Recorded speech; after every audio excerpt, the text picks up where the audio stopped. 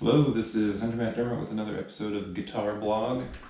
My cat really wants to go outside, but he's already been outside a lot today, so he might yell. But it is Sunday, the 18th of October at 12:22 p.m. And I thought that I would just practice, get a few minutes of practice in, and just show you my process. I'm not going to talk a whole lot, I'm just going to practice. So that's pretty much it for today. We're in the Galbraith Comping book, page 22, which is Blues in 12 keys, the last four of those keys. So we're starting with E. We have E, A, D, and G left, so we'll be on the first one today. Here he goes.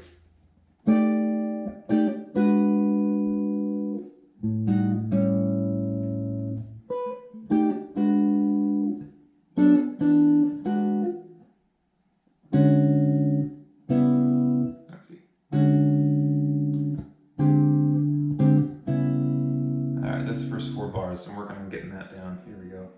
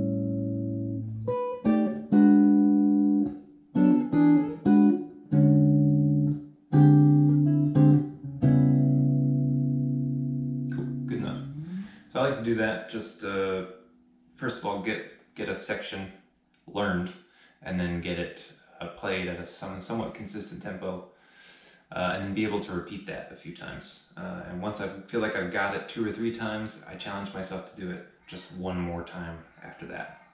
So that feels pretty good. I'll be practicing that a whole lot more ultimately, but good enough for now to move on to the next phase. So we come off of 1, 2, 3. All right, so we're in E. We have a G natural, C sharp, F sharp, like a little A13 fragment there. And that throws the A on top. There he is. Hey, buddy. Give me some time for myself, huh?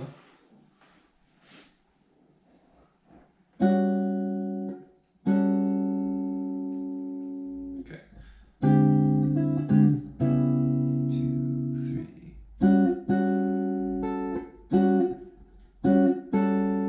So just the fragment, and then throws the A on top. Which I gotta hit. Just trim my fingernails so I'm not getting the purchase on that note quite as much as I like. Claw onto it. 2, and then we go to G natural, C sharp, E, and then B flat. So we go to A7 flat 9.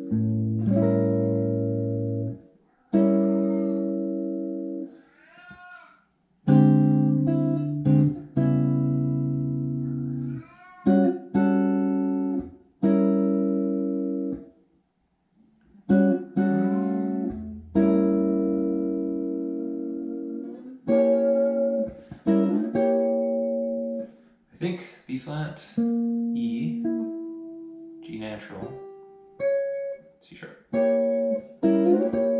That's another thing that Galbraith does a whole lot. He uses this diminished 7 shape to do a lot of things. In this case, it's a 7 flat 9. And so whenever you want to play an A7 flat 9,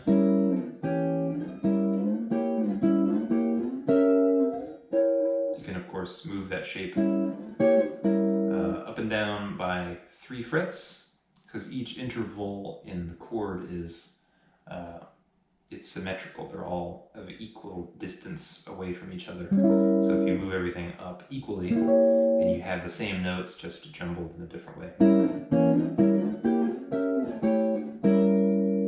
He does that a lot. So we have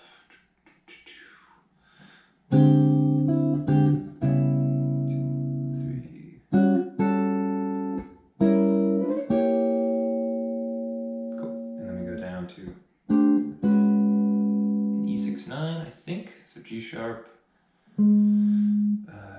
C. Or you might do it like this. C sharp, F sharp, B natural. Something like that. 2, 3.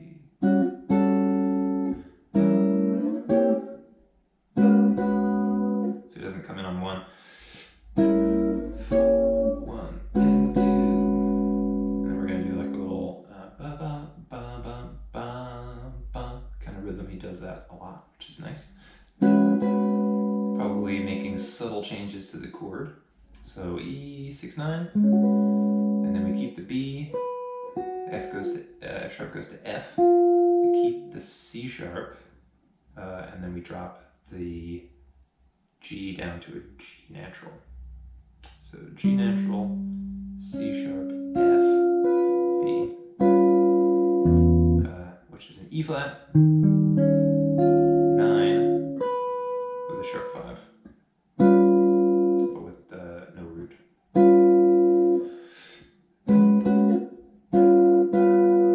To D13, which is probably this. So we got the F sharp, C, E, keeping the B. So this is cool. In the last guitar blog I did when I was putting the Blue Monk arrangement together, I had an instance where I could do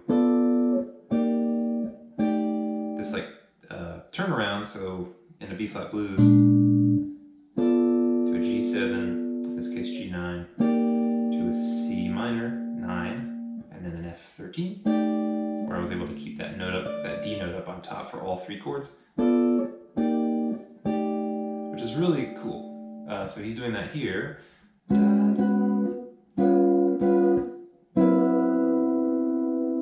So we have an E6-9, chromatically going down to E flat 9 sharp 5, D13, with a 9 in there. And then we go down even further to E sharp, which is F, to B, E, and then we keep the B, which is a C sharp 7 sharp 9. So that's the C sharp 7 with the sharp 9, but we're taking the C out and we're throwing doubling up on the B. So like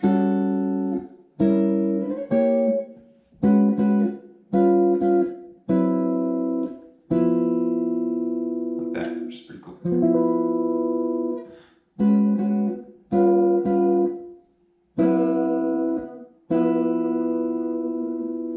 And then we get to F sharp minor 9, which starts with an A. This kind of thing. I love this little shape. I need to work on using it some more. It's hard for me to visualize because a lot of the time I'm still in my head focusing on the root of everything. This book is helping me get away from doing that.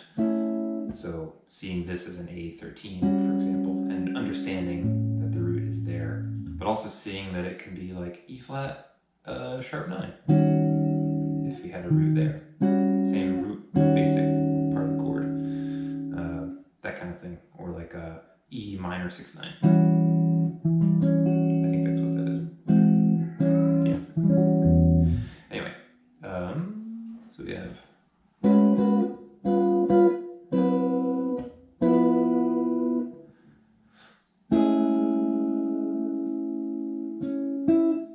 And he does this other thing too, where he breaks the chord up. Sometimes he plays other melody notes, but a lot of the time he'll just take individual chord tones of the chord he's playing and play them to kind of break them up.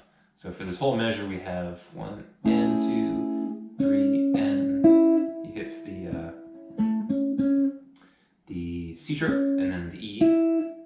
1 and 2, like that.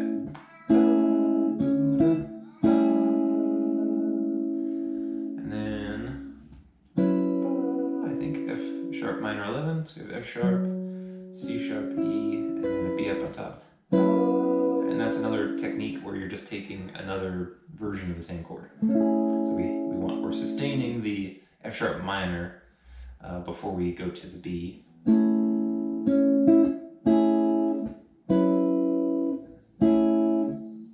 Actually comes in on 2. 1 and 2, 3 and 4 and 1. Let's see. 1 and 2, 3 and 4 and 1, 2. 1 and 2, 3 and 4 and 1, 2.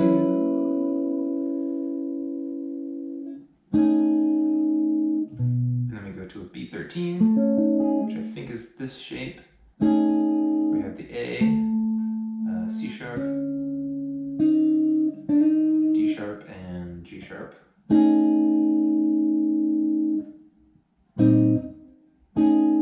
Yeah, he does this a lot. So you've got the F sharp minor 9, which if you just drop the E down, you get B13. In this case though, he's pivoting over to the F sharp minor 13 first, and then going back.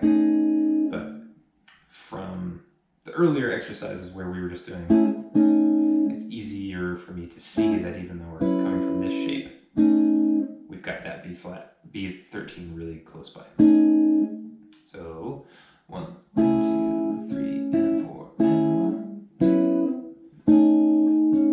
And he's doing another thing where he's hitting the chord and then hitting a chord tone, so he's hitting the C sharp after the chord. And then he goes to an E6 with a B on the bottom, so it's probably this. So we have B. Again, I'm saying probably because a couple things are happening. One, I'm just guessing based on the patterns that have emerged throughout the earlier exercises. And two, I think my reading is getting better to where I can see, I can just read it a little bit more quickly and take both the guessing, the maybe presumption rather than assumption, and then the reading put together. So B, but let's double check it because I'm not always right. B, G sharp, C sharp, E. Yeah, so we have an E6. So we have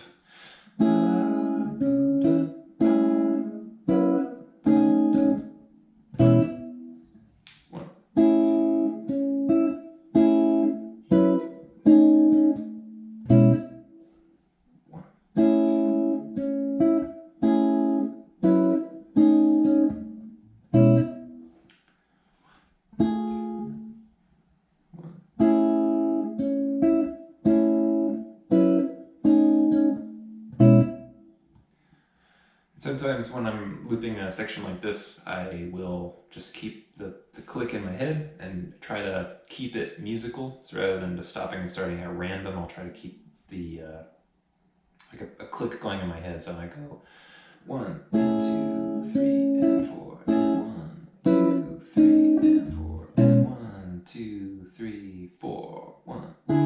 Something like that. Just kind of keep it flowing.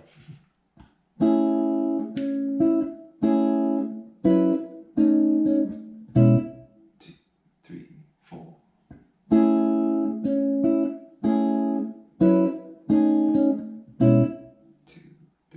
4.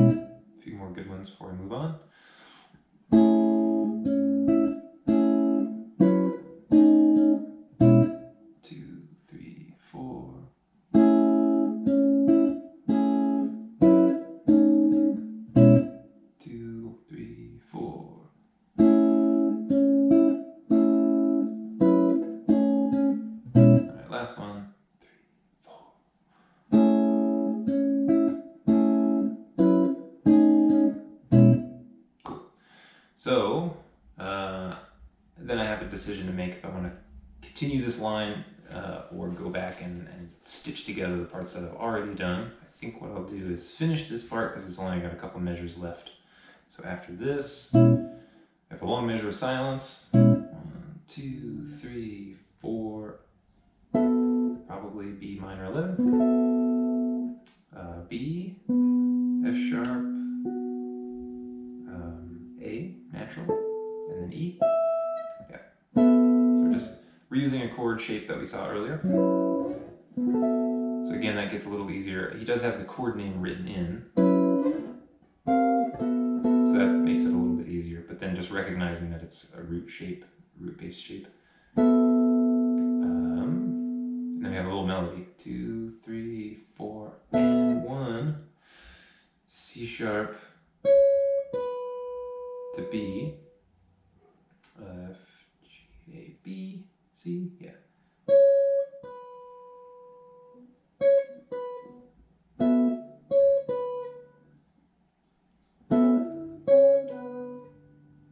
And then an E13 with a D in the bass. Maybe that, I think. So D natural, G sharp, C sharp, B. Another cool version of 13 chord. So we have 2, 3, 4. 4, 3, 4, 1. 4, 1, 2, 3, 4, and 1. So in cases like this, sometimes he'll tell you what fingers to use for individual notes because it's he's figured out a best way to do it based on what's obvious. Sometimes it's not obvious. In this case, I'm not sure it matters too much because there's a little bit of a space there. 4. So that whole last line, 3, 4, 1.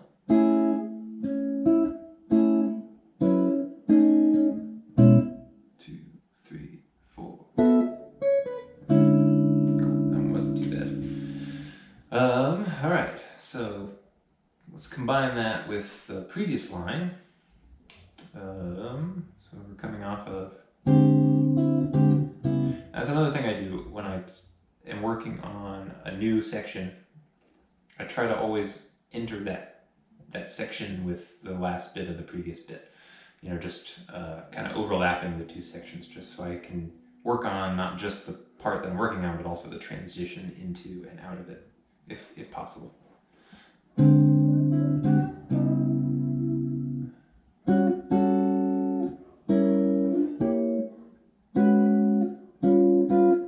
Part of it's remembering.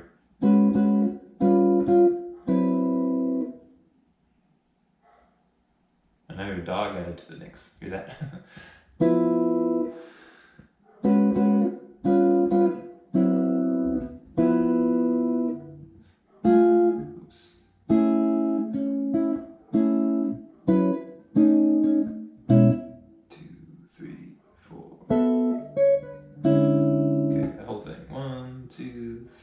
Let's see, 2.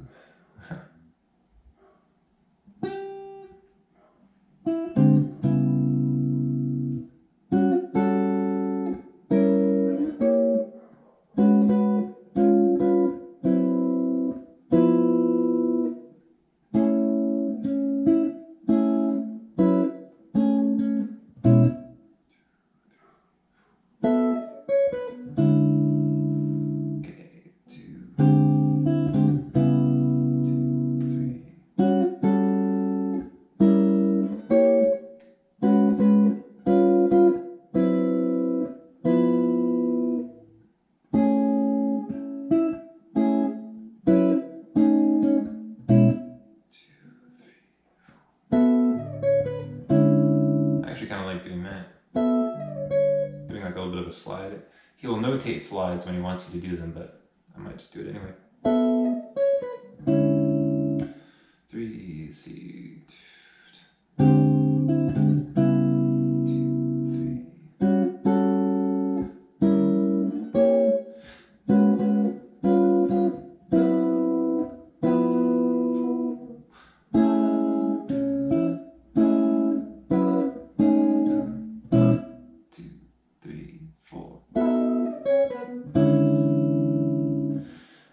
also like to sing along, because it just helps me memorize it better.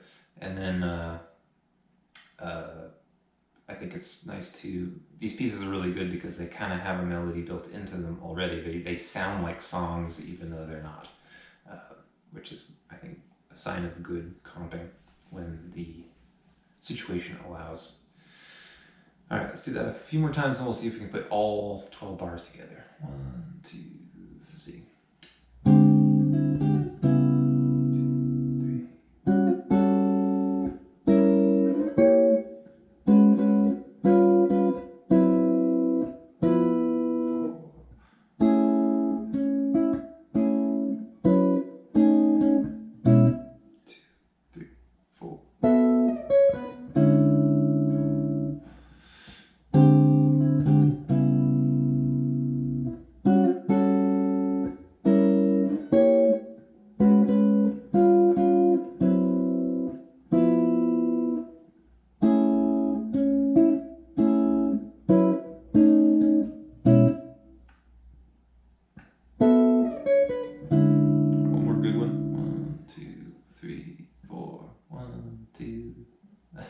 Counting in this part doesn't really help me.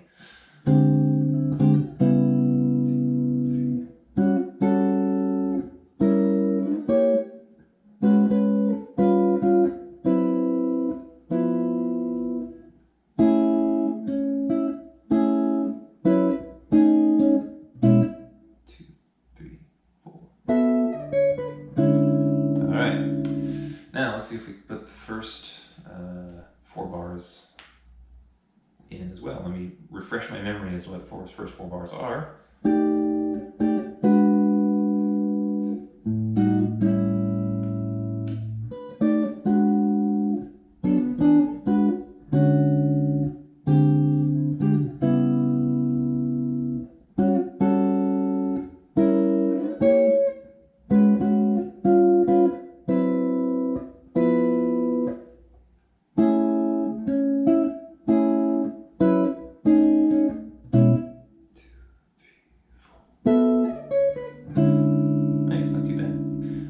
I guess we'll wrap it up. I'll see if I can get a few more good repetitions of that. And then that's like all I'll do today. But let's see if we can do that and then we'll call it.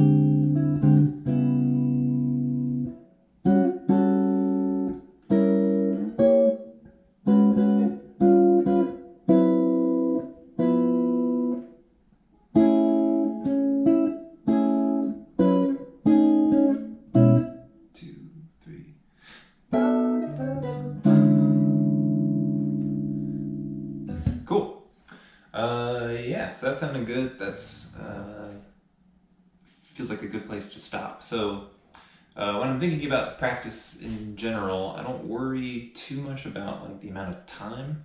I think when you're taking lessons, traditionally teachers will say, 30 minutes a day or an hour a day or maybe less, maybe more. More practice is always, I would say, almost always good. More practice will never hurt you. It may stop helping you at a certain point. I know for me, my attention span and my I guess just mental energy tends to wane after a certain period of time. So like I'm learning something and working through it, and then what I'll probably do is sit here for a few more minutes and work through that bit. But at a certain point, my ability to play it will start to decline. I'll start to make more and more mistakes. And for me, that's the signal that I need to just probably take a break. Whether that's taking a break, come back later and play some more today, or just stop for the day, that's okay. For me, that's enough right now. But then I have that melody in my head, so that's something that I can think through consciously or subconsciously, and let your brain do some work overnight while you're sleeping, and then come back and refresh your memory in the morning. And then every time you do that, it'll take less time to refresh your memory. You'll be able to just play it, right? And then after a day or two, I'll be able to move on to the next part, knowing that I'm not going to forget the part before that, because I've been through it enough times. And that's another reason why learning the melody really helps, being able to sing along with it. You don't have to sing perfect tune, just being able to kind of use the singing to remember how the part goes. And then your mind will be able to fill in the blanks around that, which is very useful. But so yeah, some things that I did there that I think are useful when practicing is to take small chunks. In this case, I'm working from a book, so I'm practicing learning a pre-written thing. I'll take a measure or two, or in this case, like a phrase. This stuff is phrased out to where there are kind of these natural pauses, either where it's an actual rest, or it's a long note, or it's broken into just a certain number of measures. In this case, I'm doing a 12-bar blues in E. So I know I have 12 bars. So I can do it in bars of 2 or 4, and then build up from there, then do 8, and then do all 12 or whatever. But so I'll just take a small section, run it through, make sure I've double checked with the music that I'm playing it correctly, and then run it through a bunch of times, just that small section, to make sure I've got it. Try to sing along with it so I can help myself memorize it, and then move on to the next section. And then before I move on to the section after that, go back to the first one and stitch those two together. Just keep going back over and back over and back over, and then extend it, and then go back over and extend it, and go back over and extend it, and just keep doing that, so that you're always working on the stuff that came before, not just to solidify that, but to solidify the transition from that into the new stuff, because that's important too. So there's that, and then there's, I like to treat everything like it's a performance. So even though I can stop and start whenever I want, I try not to. I try to keep kind of a click happening in my head. You could certainly use an actual click. So I'll play a couple measures and then 4 beats, and then come back in, play those measures again. Try to make it like music, right? So if somebody were to listen in on your practice, it sounds like evenly paced music. The beat is there, the melody and the harmony and all that kind of stuff. I think the more you can practice such that it is like playing, or is playing, then the less of a discrepancy there is between practicing and playing. Here's something that I've been thinking about. The term practice, or the phrase saying practice makes perfect, I think is true. Practice makes perfect. And then I would add another line: practice is playing. So there's really no difference. There should be no difference between, okay, now I'm practicing, now I'm playing. Because if you practice like you play, then there really is you blur the lines. And I think that's a really good way to think about things. It certainly helps me. But that's it, yeah. So I might practice a little bit more today, but I thought I would just kind of show you my practice and talk through it a little bit, and see if that's something that might be interesting to you guys. But anyway, thanks for watching, and I'll check in with you again later. Take care.